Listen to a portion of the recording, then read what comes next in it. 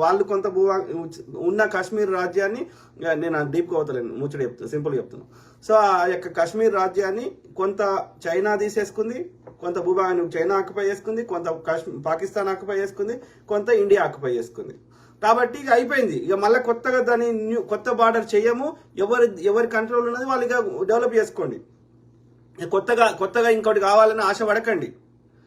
దాన్ని ఇంకా ఎన్నేళ్ళు, ఇంకా 50-100 సంవత్సరాల నుంచి ఎన్నేళ్ళు నానేస్తారు ఆ ఇష్యూని.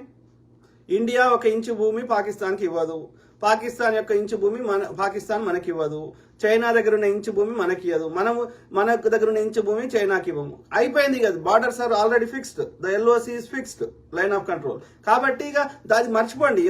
ఎవరి హయాంలో ఉన్న భూమిని దాన్ని వాళ్ళు డెవలప్ చేసుకోండి, అంతే ఇక డన్. ఇది ఇంకా నాకు కావాలని ఆశపడకండి. ఇంటర్నేషనల్ లెవెల్లో కూడా ఆ యొక్క అది ఇంకా కాన్ఫ్లిక్ట్ ఉన్నట్టుగా కాకుండా వి రిజాల్వ్డ్ అని ఒక అగ్రిమెంట్కి రండి అన్ని దేశాలు కలిసి.